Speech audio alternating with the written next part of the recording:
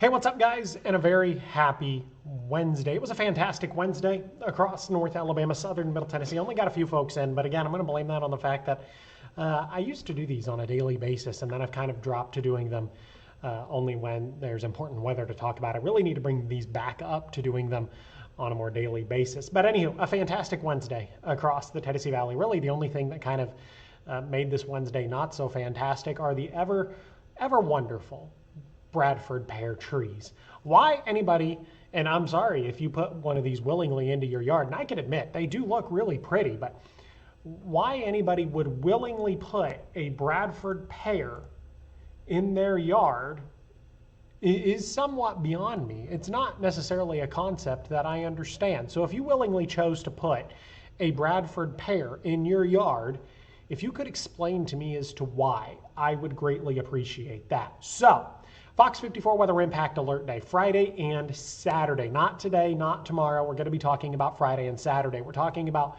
multiple rounds of severe weather across the Tennessee Valley, and that's all stuff that we're going to get into here over the next several minutes. Lisa says, hi, Jordan, watching from Hartselle.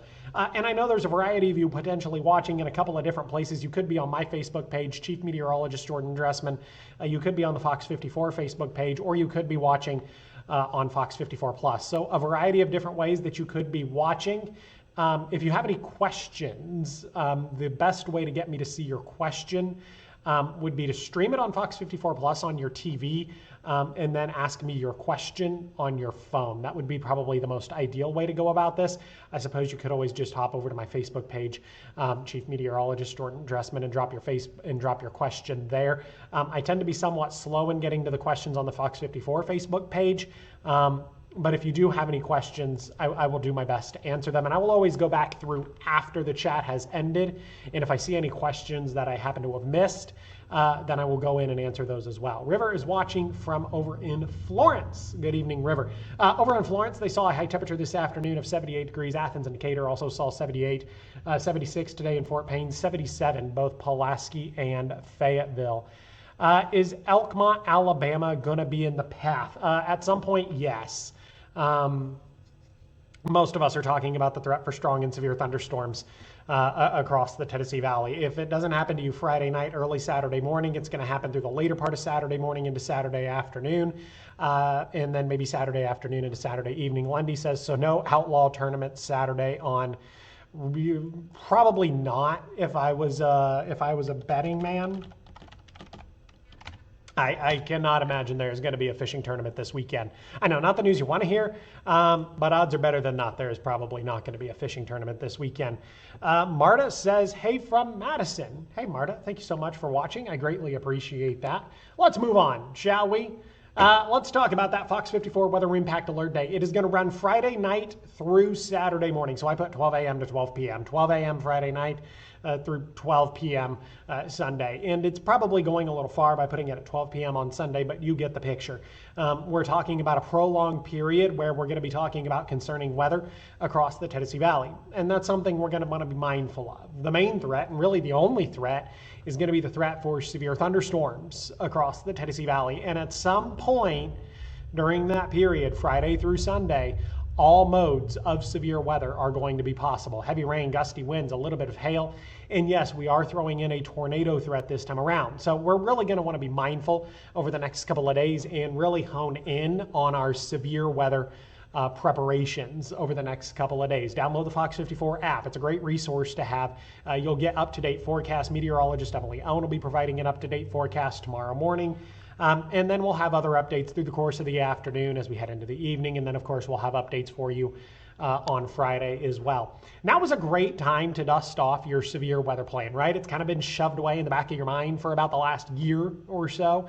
Now is the time to dust off the severe weather plan. Maybe clean out your storm shelter if by chance you happen to have a storm shelter. Clear it out, but at the same time, also make sure it's stocked with all of the essentials, just in case you end up spending a couple of hours in your storm shelter, again, if you have one.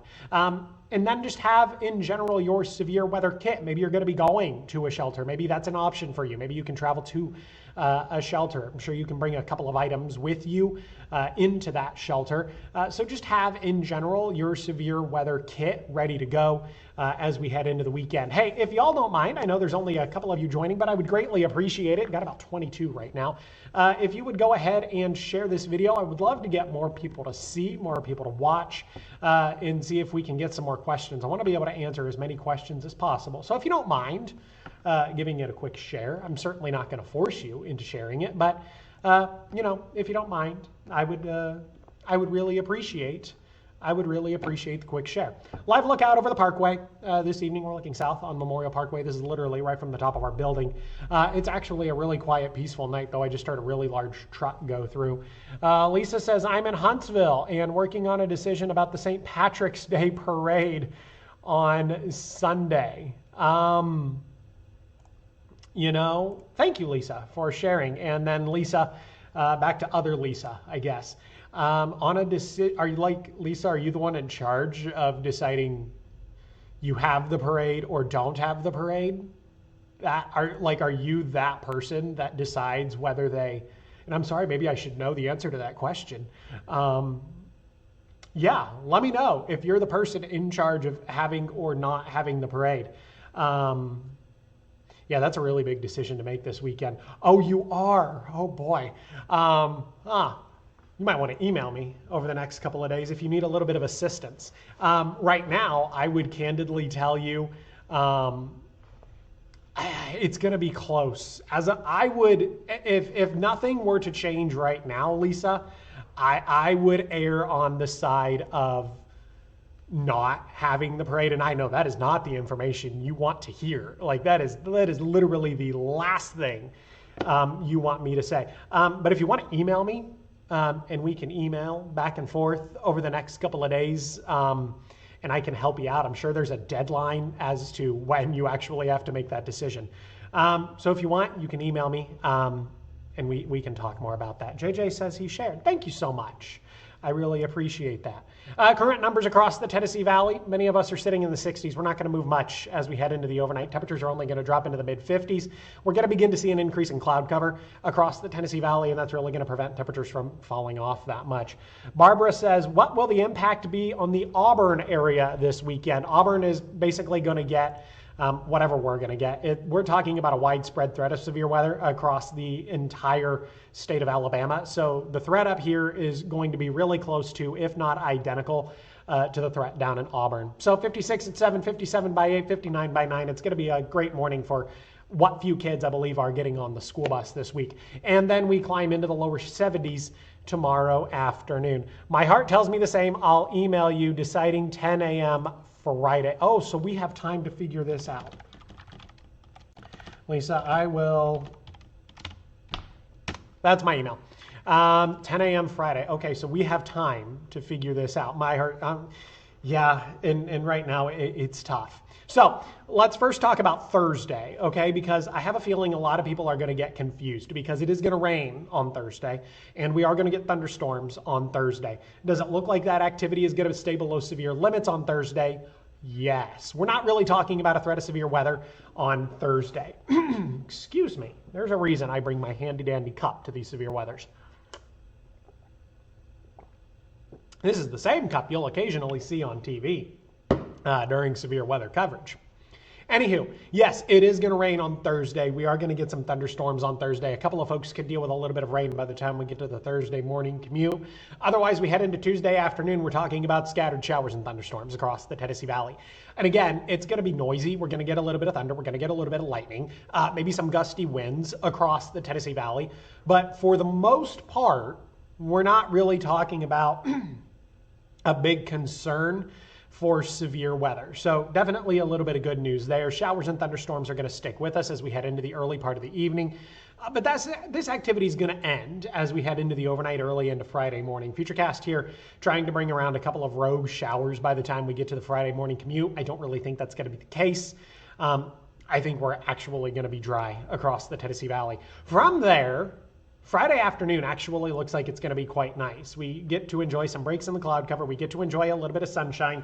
and temperatures are going to warm up. I've got a high temperature on Friday, right around 77 degrees. So it's going to be warm on Friday. Now that of course comes with a downside, and the downside is that it's going to be warm and we're going to get to enjoy a little bit of sunshine on Friday. So what the warmth and the sunshine is going to do is to help destabilize our atmosphere. And if we destabilize the atmosphere, then we increase the threat for severe weather across the Tennessee Valley. That initial band of showers and thunderstorms is going to begin to move into our neck of the woods as we head into the earliest hours of Saturday morning. We're talking like 11, 12 o'clock in the morning, 11 p.m., 12 o'clock in the morning Saturday, and then continuing through the earliest hours of Saturday. So this is, it says Friday, but it's valid Friday night and then into the earliest hours of Saturday morning. An enhanced risk for severe weather, all locations west of the I-65 corridor. A slight risk for severe weather, almost all locations east of the I-65 corridor.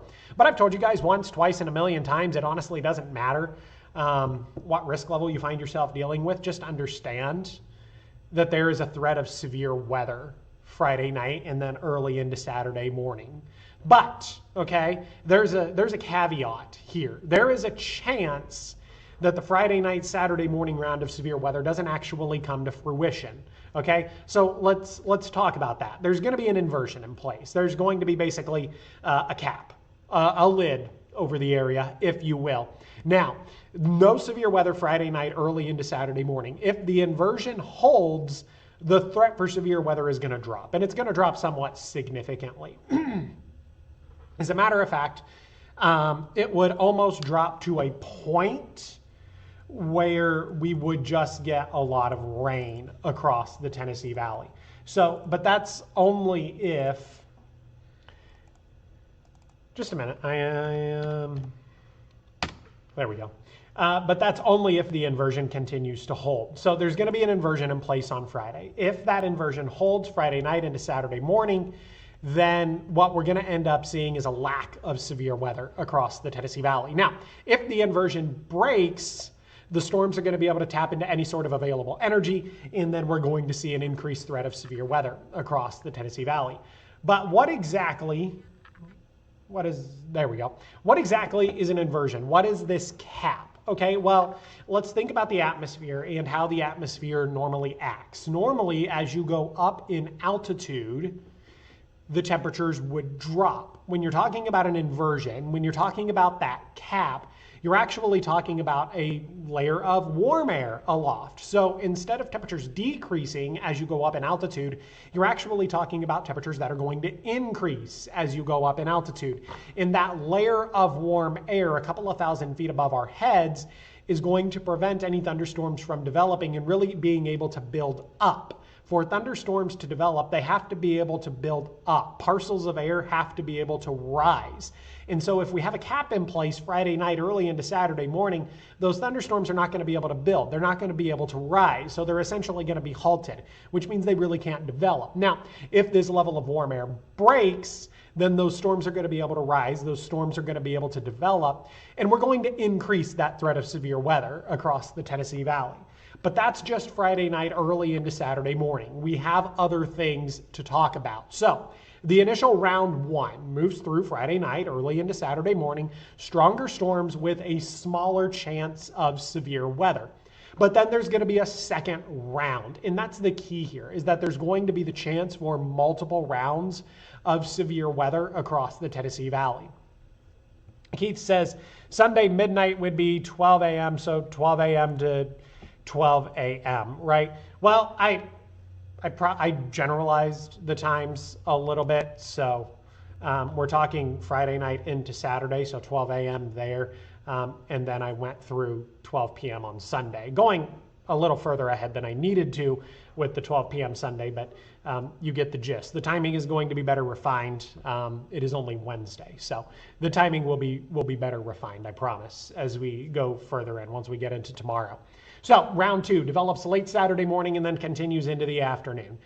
So round two is going to bring the potential for all modes of severe weather. We're talking the heavy rain, the gusty winds, a little bit of hail, and a couple of tornadoes. But that's not it. There's going to be a third round of potential severe weather across the Tennessee Valley. Storms are going to develop Saturday evening and then maybe continue a little bit as we head into the overnight and then early into your Sunday morning. This third round of showers and thunderstorms, this third round of potential severe weather currently brings the best chance of severe weather. If out of any of these rounds we were talking about a tornado threat, I would probably put that tornado threat in the third round of storms, and I can say that with a level of confidence. Round one, it's going to be really hard. Round two, it's there, but it's not great. We get to round three, and we're talking about a lot of atmospheric parameters that are going to be in place for severe weather to really begin to develop across the Tennessee Valley. Now, I say all of this, and I will also tell you that I was kind of looking at some models earlier, and it looks like maybe some of the better parameters are sitting a little further to the south. And when that happens, a lot of the energy from North Alabama can end up getting pulled down into the south, and then we kind of get a bust as far as the forecast is concerned. It would end up being good news for us here across the Tennessee Valley. But if the better parameters end up lining up a little further to the south, then that would bode well for us here across the Tennessee Valley. So let's talk about our storm threats. Friday night into Saturday morning, the biggest concern going to be the threat for some heavy rain, going to lead to some localized flash flooding. And then we're talking about the gusty damaging winds, and then we're talking about the tornado threat. Again, a tornado threat is going to be possible within all three rounds. It's going to be small, really small within that first round, kind of there within the second round, but then within that third round of storms that moves through Saturday evening into the overnight, going to bring about that best chance for severe weather. Brian says, yikes, it's going to be rough. Hopefully I'll get some sleep Friday and Saturday night. Hopefully I get some sleep too. I would really like to get some sleep, but I'll be here. Here we go again. I was watching the news earlier and the weather forecast looked really bad. I hope everyone is prepared for the severe weather conditions. I hope too, Gene. You know, that's all I can do. I can do my best to communicate the message, and from that point on, just kind of hope that everybody is as prepared as they can be. Let's look at future rainfall totals, and I have a feeling these are underdone by a little bit. This is just a model through the lunch hour on Sunday. Most of us looking at 1 to 2 inches of rain. I actually think that's underdone by a little bit, by a lot. As a matter of fact, I don't really like this model run. I'm probably going to change it to a different model run that I like a little bit more. I think some of us could get 3 to 4 inches of rain by the time we get to Sunday afternoon. Now, of course, the activity is going to be done by Sunday afternoon, and so that's why I put the lunch hour. Have a good look at the next 7 days, and we'll kind of wrap up with this. 72 on Thursday, 77 degrees on Friday, 72 on Saturday. Don't forget Friday and Saturday are FOX54 weather impact alert days. Now we are going to be cooler Sunday, Monday, but they're still going to be really nice days. And then Tuesday, Wednesday of next week, we're quiet and back into the low 70s.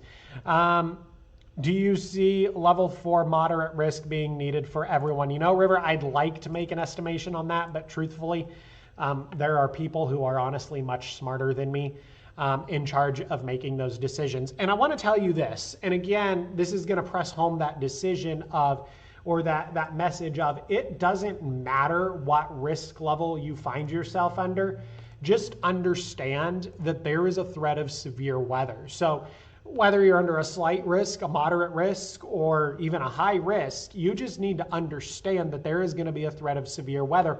And even when you get these different risk levels, it can end up busting. So let's take the current SPC outlook, for example, the one I currently have up on the screen.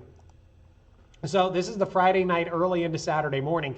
This current SPC outlook is taking into account the worst case scenario, okay? So this is assuming the cap breaks. This is assuming that storms are able to develop after that cap breaks. This is taking that into account. If the cap doesn't break, then this is a complete wash. Then in theory, one could argue that this is wrong. And we have seen SPC outlooks not come to fruition before. Emily and I were talking about it this morning. A couple of years ago, we were in back-to-back high-risk days. It was like back-to-back high-risk severe weather events. 1 week we had a high risk, the second week we had a high risk, And both of those events ended up busting. So understand, okay, that it doesn't matter your risk level at the end of the day. Just understand that there is a threat of severe weather. All right, I'm going to leave you guys with that. I told you I was going to wrap up after the 7-day, and then I didn't wrap up after the 7-day. So now I am going to wrap up. I'm going to get a couple of other things prepared, and I will see you guys later tonight for Fox 54 News at 9 o'clock.